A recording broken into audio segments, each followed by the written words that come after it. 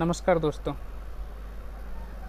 मैं आज एक ऐसे बिज़नेस के बारे में बात करने वाला हूँ। मैं आज एक ऐसा बिज़नेस प्लान लेके आपके बीच में आया हूँ, जिसके बारे में आप बहुत अच्छे से जानते हैं, बहुत अच्छी तरह से वाकिफ़ हैं। आपके आसपास हर जगह मिलता है, आपके घरों में रोज़ यूज़ होने वाली चीज़ है।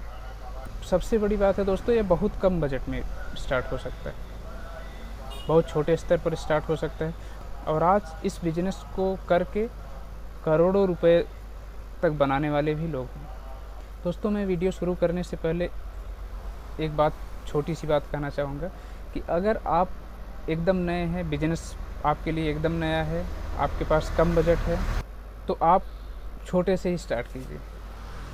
आपको किसी को इम्प्रेस नहीं करना, किसी को दिखाना नहीं कि आप बिज़नेस करने जा रहे हैं, बिज़नेस में कूद रहे हैं। अगर आपके पास एक्सपीरियंस नहीं है तो आप एकदम छोटे से स्टार्ट कीजिए, कम बजट से स्टार्ट कीजिए, साथ में अनुभव आता जाएगा और आप धीरे धीरे ग्रो करते जाएंगे। जैसे दोस्तों, आपको अगर पानी में तैरना नहीं आता है तो आप पानी में अगर नहाने जाते हैं तो अपने कदम धीरे धीरे बढ़ाते हैं और आप एक अंदाज़ा लगाते जाते हैं कि आगे कितनी गहराई है। लेकिन अगर कोई तैराक है तो सीधा जंप मारता है। वही सेम दशा, सेम हाल, सेम कंडीशंस बिजनेस में भी है। अगर आपको जानकारी नहीं है तो आपको कदम संभाल संभाल के रखने पड़ेंगे। दोस्तों, मैं आज जिस बिज़नेस के बारे में बात करने वाला हूँ उसके बारे में, जैसा मैंने बताया कि आप सभी लोग अच्छी तरह से वाकिफ़ है, सब लोग जानते हैं। लेकिन जो मेन बात है जिसकी वजह से बिज़नेस फ्लॉप होता है या फेल होता है, उन 2-3 पॉइंट्स के बारे में मैं बात करूंगा और वो बहुत ज़्यादा इम्पॉर्टेंट पॉइंट्स हैं, बहुत ज़रूरी पॉइंट्स हैं।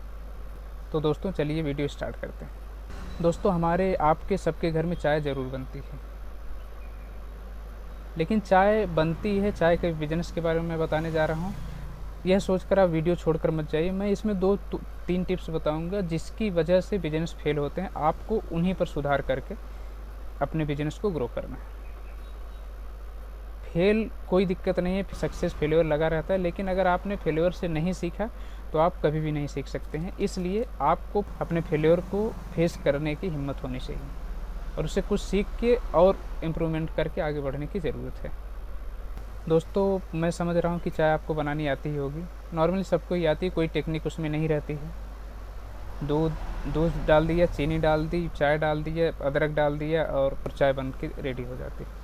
लेकिन दुकानों में दोस्तों ऐसा नहीं होता है। दुकानदार जो चाय बनाता है, आप जो मार्केट में चाय पीते हैं, उसके टेस्ट के पीछे और कोई एक छोटा सा राज रहता है। और वह राज क्या रहता है दोस्तों? वह अपनी उस चाय में, जो हम घर पे बनाते हैं, उस चाय के साथ में एक मसाला तैयार करते हैं और उस मसाले को डालते हैं। तो आज मैं एकदम स्टेप बाय स्टेप बता रहा हूँ आपको चाय कैसे बनानी है, आपको अपनी टेस्टी चाय कैसे बनानी है, और आप उसको फॉलो करके इस बिज़नेस को बढ़िया स्टेबल कर सकते हैं। दोस्तों, सबसे पहले आपको मसाला तैयार करना है। चाय के लिए मसाला तैयार करना, आप मार्केट में जाएंगे, आपको पाउच में मिल जाते हैं। चाय मसाला के नाम पे बहुत सारी कंपनियाँ चाय मसाला बेचती भी हैं, लेकिन आपको उनको यूज़ नहीं करना है, आपको खुद का मसाला रेडी करना है। दोस्तों, आपको मसाले के लिए क्या लेना है? लौंग लेनी है, काली मिर्च लेनी है, सौंफ, अदरक, दालचीनी, हरी इलायची, ऐसे 7 आइटम लेने हैं दोस्तों। इन 7 आइटम को दोस्तों आपको अलग अलग धूप में सुखाना है। और बहुत ज़्यादा आप स्टार्ट कर रहे हैं तो बहुत बड़ी मात्रा में नहीं लें, आप 10-10, 20-20 रुपये का ले लें तो 7 आइटम है तो 100 रुपये में आपको ठीक ठाक मिल जाएंगे। आपको इनको अलग अलग से सुखाना है, धूप में सुखाना है, और जब ये सूख जाए दोस्तों तो इनको अलग अलग करके तवे में एकदम कम आंच पर इनको भून लेना है। अलग अलग भून के अलग अलग पीसना है, ठंडा करके पीसना है। पीसने के बाद में अलग अलग ही कंटेनर में आपको रखने हैं। अब मेन पॉइंट आता है आपके चाय बनाने के टेस्ट और टेक्निक के बारे में और टिप्स के बारे में। दोस्तों, अब आप चाय बनाएं, कहाँ बनाएंगे? अपने घर में बनाएं, दुकान नहीं खोलना है। आपको अपने घर में चाय बनाना है। दूध डालना है, चीनी, अदरक, चाय, यह डाल के आपने चाय बना ली, ऑलमोस्ट बन गई है। उसके बाद में आपको इन मसालों को उसमें मिलाना है। लेकिन मसाला मिलाना कैसे है? उसके लिए आपको एक कॉपी और एक पेन रखनी है दोस्तों। उस कॉपी पेन में आपने जो चाय बनाई, चाहे 1 कप बनाई चाहे 2 कप बनाई है, आप एक फ़िक्स कर लीजिए 2 कप आप चाय बना रहे हैं। उस 2 कप में आप 1 चुटकी लौंग डाल दीजिए, 2 चुटकी सौंफ, 2 चुटकी या 3 चुटकी या 4 चुटकी काली मिर्च डालें। मतलब एक पैमाना आपके पास हो, एक नापने का तरीका हो, आप उसको कितना कितना डाल रहे हो उसको एक जगह लिख लीजिए। पॉइंट 1, 1 चुटकी लौंग, 1 चुटकी सौंफ, 2 चुटकी काली मिर्च, 4 चुटकी अदरक। मतलब जो जो आइटम डाल रहे हैं आप उसको डाल दीजिए, एक टाइप की चाय। फिर उसका टेस्ट चेक कीजिए। फिर नेक्स्ट टाइम बनाइए, फिर उसकी मात्रा, मसाले की मात्रा कोई कम कोई ज़्यादा, आपको जो लग रहा है। जैसे आपने चाय अभी पी, आपको लग रहा है कि लौंग ज़्यादा है तो अगले वाले में लौंग आप कम डालिए। या लग रहा है कि काली मिर्च का टेस्ट नहीं आ रहा तो काली मिर्च बढ़ा सकते हैं। इस हिसाब से आप 20, 25, 30, 50 आप जितनी टाइप की चाय बनाना चाह रहे हैं आप बना लीजिए। लेकिन इसमें सबसे मेन इम्पॉर्टेंट बात जो है, टिप्स जो है, आपको इन सभी चाय बनाने के तरीक़ों को लिखना है। तरीक़ों मीन्स आपको जितने मसाले आप जितने मात्रा में यूज़ कर रहे हैं उनको आपको नोट डाउन करना है। और साथ ही साथ आप उस पर नंबरिंग करते जाएं कि 1 से 10 तक नंबर में आप जो नंबर दे रहे हैं कौन सी चाय को कितना नंबर दे रहे हैं। अगर अदरक ज़्यादा है तो कम नंबर देंगे। अगर जब आपकी ऐसी चाय बन गई जहाँ आपको लग रहा है सबका संतुलन, सबका टेस्ट आ रहा है, बढ़िया स्मोकी लग रही है और थोड़ी नशीली टाइप के लग रही है, मतलब जैसी आपको चाय चाहिए, अगर आपको बेहतरीन लग गया तो आप 9 पॉइंट दे दीजिए, 10 पॉइंट दे सकते हैं, आपको जैसा लगता है। आप ऐसे 25, 30, 50 जितनी भी चाय बना सकते हैं आप उनको नंबर वाइज लिखें और उस पर नंबरिंग करते जाएं। दोस्तों अगर अब आपको लग गया है कि हाँ चाय मुझे मिल गई, बढ़िया टेस्ट मिल गया है, तो आप उसको अपने परिवार में बना के पिलाइए, अपने घर वालों को पिलाइए, 4, 6, 10 लोगों को पिलाइए।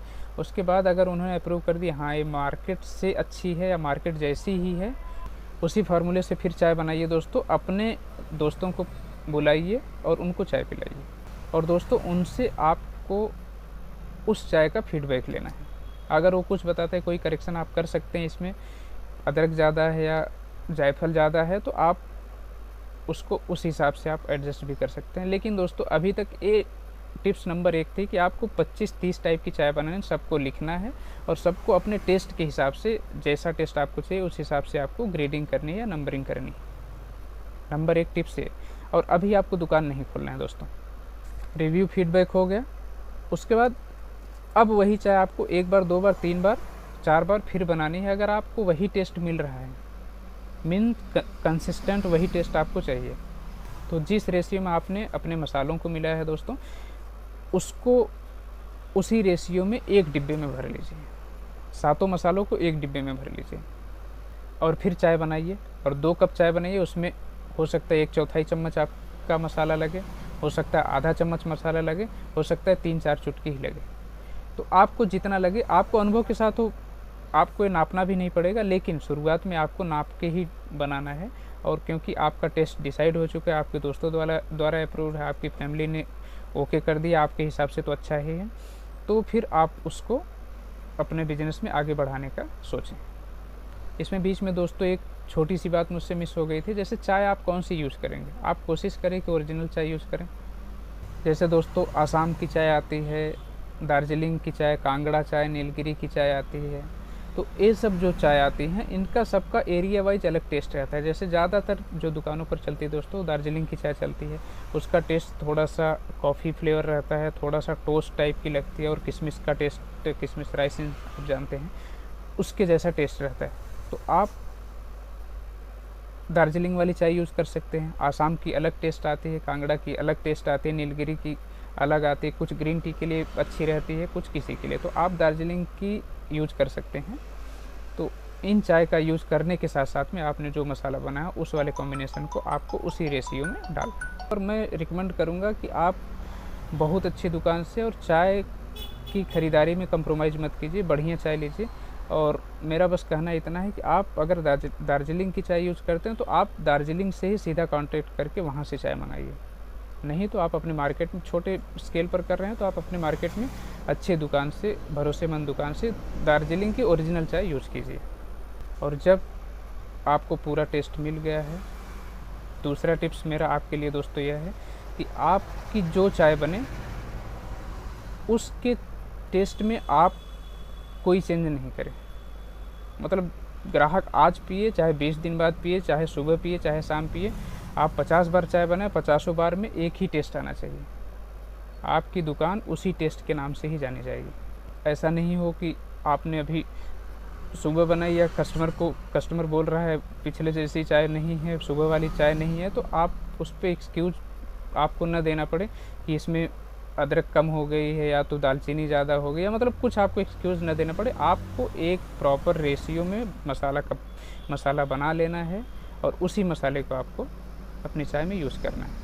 मीन्स आपके टेस्ट की कंसिस्टेंसी मिस नहीं होनी चाहिए। नंबर 1 टिप्स दोस्तों कि आपको मसाला अपने हिसाब से बनाना है और आपको प्रयोग करके बनाना है। मतलब 2500, 3000, 50 चाय बनाने के बाद में आपने उसको अप्रूव किया है। और दूसरी टिप्स ये है कि आपका वह टेस्ट कभी डिस्टर्ब नहीं होना चाहिए। अब दोस्तों आपकी चाय रेडी हो चुकी है दुकान खोलने के लिए। अब आप एक अच्छी ठीक ठाक जगह देखकर आप अपनी दुकान या छोटा सा ढाबा या छोटा सा स्टॉल खोल सकते हैं। वह जगह स्कूल कॉलेज हो सकती है, भीड़ वाले एरिया हो सकता है, बस स्टैंड हो सकती है जहाँ पर पब्लिक ज़्यादा आती है, ऐसी जगह हो सकती है। तो आप ऐसी जगह देखकर आप अपनी छोटी सी दुकान खोल लीजिए और खोलने के बाद में आप उसका एक यूनिक सा नाम दे दीजिए जिसको ट्रेडमार्क बनाने में आपको आसानी। और दोस्तों मैं दावे के साथ कर रहा हूँ, अगर आपने 30-40 चाय में से एक चाय पसंद की है तो निश्चित रूप से वह आपका अपना टेस्ट है और आप उसकी फ्रेंचाइजी देने के लिए भी तैयार रहिए। आपका यूनिक टेस्ट होगा, आपका यूनिक नाम रहेगा, तो आप उसकी फ्रेंचाइजी दे के आगे बड़े स्केल पर आप उसको बढ़ा सकते हैं।